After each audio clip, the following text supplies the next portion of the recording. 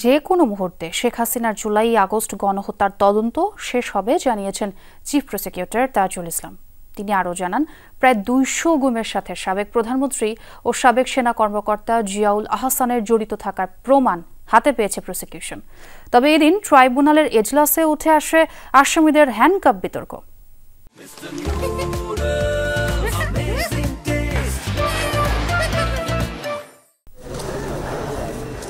রোববার সকাল ১০টা কড়া নিরাপত্তার মধ্য দিয়ে আওয়ামী লীগের সাবেক এমপি, মন্ত্রী, উপদেষ্টা, সচিবসহ ১৯ জনকে আনা হয় আন্তর্জাতিক অপরাধ ট্রাইব্যুনালে।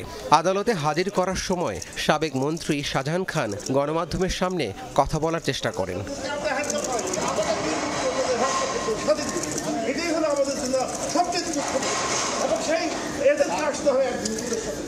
এ সময় সব আসামিকে পেছনের দিক দিয়ে হাতকড়া লাগানো হলেও লাঠি ভর করে হাঁটতে দেখা যায় সাবেক মন্ত্রী ফারুক খানকে।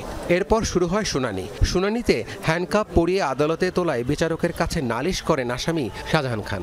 নিরাপত্তার কড়াকড়ি নিয়ে ক্ষুব্ধ প্রতিক্রিয়া জানান আসামিরা। এটা আজকে আইনশৃঙ্খলা রক্ষাকারী বাহিনী আদালতে রিপোর্ট করেছেন, আসামিদের যে সমস্ত বিহেভিয়ার সেটা ডেফিনেটলি ডিসগ্রেসফুল এবং এটা নিরাপত্তার জন্য হুমকি অবশ্যই।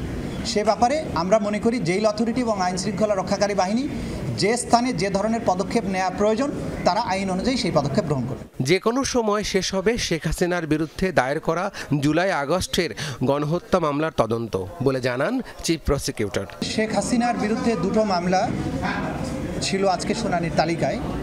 একটি মামলা ছিল জুলাই এবং আগস্টের গণহত্যার সাথে তার সম্পৃক্ততার ব্যাপারে।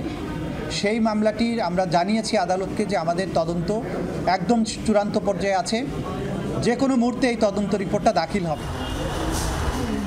এদিন ওবায়দুল কাদের সহ জুলাই আগস্টের গণহত্যা মামলায় জড়িত ৪৫ জনের তদন্ত প্রতিবেদন ২০ জুলাইয়ের মধ্যে দাখিলের সময় বেঁধে দেয় ট্রাইব্যুনাল। রাব্বি সিদ্দিকী, যমুনা নিউজ, ঢাকা।